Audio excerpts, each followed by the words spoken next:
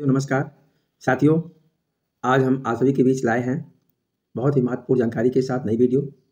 आवधिक आकलन ट्रेकर 1 सप्ताह 10 के बारे में हम आपको बताने जा रहे हैं साथियों कि आवधिक आकलन ट्रेकर 1 सप्ताह कैसे भरें। यानी यहाँ पे जो है आवधिक आकलन ट्रेकर 1 सप्ताह 10 उसका प्रपत्र जो है हम कैसे भरेंगे, ट्रैक कैसे करेंगे। ओके साथियों, यहाँ पे कक्षा 3 विषय गणित अंकुर अभ्यास पुस्तिका अवधारणा का क्षेत्र सप्ताह 1 से 5 एवं सप्ताह 6 से 9 ट्रेकर प्रपत्र कैसे भरें। ओके साथियों, तो आज हम इस वीडियो में बताने वाले हैं ट्रेकर प्रपत्र भरने की अवधारणा। ओके साथियों, लक्ष्य प्राप्ति के लिए सही अप्राप्ति के लिए क्रॉस का चिन्ह लगाना है। ओके साथियों, यहाँ पे जो है आवधिक आकलन ट्रेकर 1 सप्ताह 10 का जो प्रपत्र दिया गया है, इस प्रपत्र में हम कैसे भरेंगे। ओके साथियों, सही जानकारी हम कैसे भरेंगे। तो आइए आज के वीडियो में हमारे वीडियो में आपसे बने रहिएगा और वीडियो को अंत तक जरूर देखिएगा। ओके साथियों, और अभी तक जो हमारे चैनल को सब्सक्राइब नहीं किए हैं, बेल आइकन प्रेस कर लें और चैनल को सब्सक्राइब कर लें ताकि जो भी वीडियो हमारे द्वारा अपलोड किए जाएंगे आप सभी को समय समय पर नोटिफिकेशन प्राप्त होता रहेगा। ओके साथियों, तो आइए आवधिक आकलन ट्रेकर के संबंध में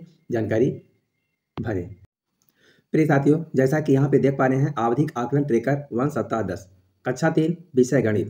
तो यहाँ पे आज हम आवधिक आकलन ट्रेकर 1 सप्ताह 10 का जो है प्रपत्र के बारे में यहाँ पे अवधारणा का क्षेत्र है सप्ताह 1.5 और सप्ताह 6.9। यहाँ पे जो साथियों दिया गया है, सबसे पहले कक्षा 3 विषय गणित का प्रपत्र जो है आप ओपन कर लें और यहाँ पे सबसे पहले चलिए निर्देश हम पढ़ लेते हैं। निर्देश में क्या दिया गया है, कार्यपत्रक में उत्तर के आधार पर हर बच्चे के नाम के आगे प्रत्येक अवधारणा उप अवधारणा में प्राप्त किए गए सही उत्तरों की संख्या भरें। सही उत्तरों की संख्या भरना है। ओके साथियों, बच्चे द्वारा अवधारणा उप अवधारणा अंतर्गत लक्ष्य की प्राप्ति के लिए सही का चिन्ह लगाएं एवं लक्ष्य अप्राप्ति की स्थिति में क्रॉस का चिन्ह लगाएं। बच्चों द्वारा जिन लक्ष्यों की प्राप्ति नहीं हो पाई है, शिक्षक द्वारा उन अवधारणाओं का पुनः शिक्षण बचे हुए दिनों में किया जाएगा। ओके साथियों, तो यहाँ पे आवधिक आकलन का ट्रेकर का जो यहाँ पे भरने का निर्देश दिया गया है साथियों, तो यहाँ पे ये पॉइंट बहुत इंपॉर्टेंट है। प्रत्येक अवधारणा उप अवधारणा में प्राप्त किए गए सही उत्तरों की संख्या भरें, मतलब प्राप्त किए गए सही उत्तरों की यहाँ पे संख्या भरना है। ओके साथियों, तो जैसा कि आप सभी देख पा रहे हैं यहाँ पे पुनरावृत्ति सप्ताह 1 से 5 और सप्ताह 6 से 9। ओके साथियों, अब यहाँ पे क्रमांक दिया गया, सबसे पहले आप प्रपत्र में क्रमांक दिया गया है, विद्यार्थी का नाम यहाँ भर लें और यहाँ पे हमने एक कॉलम और बना दिया है इसी में, क्योंकि गणित विषय में जो है ये जो प्रपत्र दिया गया है इसमें 2 कॉलम, इसमें एक ही कॉलम है ना। तो एक कॉलम में विद्यार्थी का नाम और दूसरे कॉलम में जो है पिता का नाम। ओके साथियों, अब इसके बाद यहाँ दिया गया संख्याएं, फिर जोड़ना घटाना मापन, आकृतियों की समझ, आंकड़ों की समझ, फिर सप्ताह 6.9 में दिया है आकृतियों की समझ, संख्याओं की समझ, जोड़ना। ओके साथियों, जैसे आप देख पा रहे हैं साथियों यहाँ पे जो है आवधिक आकलन सप्ताह 10 दिवस 3। ओके साथियों, ये जो है आपके जो है अंकुर अभ्यास पुस्तिका जो है पेज नंबर 64 में दिया गया है साथियों। पेज नंबर 64 में आप इसे ओपन कर लेंगे। इसके बाद यहाँ दिया गया है प्रश्न नंबर 1, संख्या 16 से बड़ी कोई 2 संख्याएं लिखिए। अब यहाँ पे छात्र जो है संख्या 16 से बड़ी कोई 2 संख्याएं लिखते हैं। ये मान लीजिए संख्या 16 से बड़ी संख्या, उधर मान लीजिए 17 लिखते हैं, 19, 20, 21, 25 जो भी लिखते हैं साथियों। यदि यहाँ पे जो है प्रश्न हमारा क्या कह रहा है कि संख्या 16 से बड़ी कोई 2 संख्याएं लिखिए। मान लीजिए यहाँ पे छात्र केवल जो है एक ही संख्या लिखता है, तो जब एक ही संख्या लिखता है तो इस स्थिति में आप प्रपत्र में क्या भरेंगे साथियों। तो यहाँ पे जैसा कि आप देख पा रहे हैं हमने प्रपत्र ओपन किया है साथियों।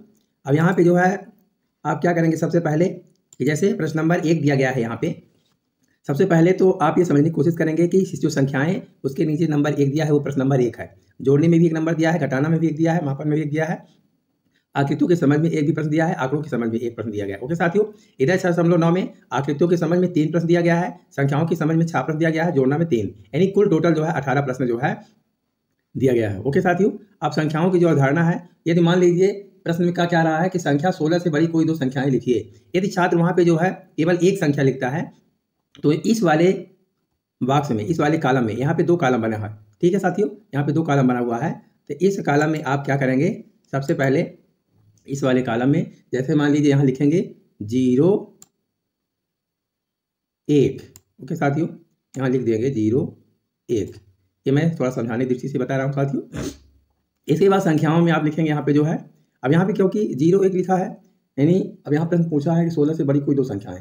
अब यहाँ पे 2 संख्याएं छात्र नहीं लिख पा रहा है। ओके साथियों, अभी जो है यहाँ पे जो छात्र की अवधारणा है वह जो है क्लियर नहीं है। ओके साथियों, अब यहाँ पे जो है आप क्या करेंगे, क्रॉस का इस तरह जो है चिन्ह लगा देंगे। ओके साथियों, इसके बाद इसी तरह जोड़ना है। जोड़ने में भी इधर 99 में 11 जोड़िए। अब यहाँ पे प्रश्न एक ही दिया है, 99 में 11 जोड़िए। अब यहाँ पे 99 11 में जोड़िए, यहाँ प्रश्न नंबर एक ही दिया है, तो यहाँ भी आप 0 1 लिख देंगे, क्योंकि यहाँ पे जो है छात्र जो है, यहाँ पे जो है प्रश्न हमारा जो है जोड़ने का जो यहाँ पे प्रश्न दिया गया है एक ही है। ठीक है साथियों, यहाँ पे केवल प्रश्न एक ही है, यदि जोड़ना। अब यहाँ पे 99 में 11 जोड़िए, यदि छात्र ये कर लेता है तो यहाँ पे आप जो है क्या करेंगे, सही का इस तरह निशान लगा देंगे। ओके साथियों, इसी तरह घटाना। अब घटाने में दिया है 33 में क्या जोड़े कि 100% 100 प्राप्त हो, 33 में क्या जोड़े कि 100 प्राप्त हो। ओके साथियों, अब घटाने में भी एक क्वेश्चन दिया है, तो यहाँ पे जो है आप लिख लेंगे, क्वेश्चन एक है, तो यहाँ पे छात्र एक क्वेश्चन यहाँ पे कर रहे हैं। अब इसके बाद जो है यदि सही है दोनों, यदि सही है तो यहाँ पे जो है चिन्ह लगा देंगे। इसी प्रकार मापन। अब यहाँ मापन में दिया गया है क्वेश्चन नंबर 4। अब यहाँ पे 5 रुपये और 10 रुपये का चित्र बना है। अब कुल कितने रुपए हैं, तो आप छात्रों को रुपए दिखा करके यहाँ अवधारणा को सेट कर सकते हैं साथियों।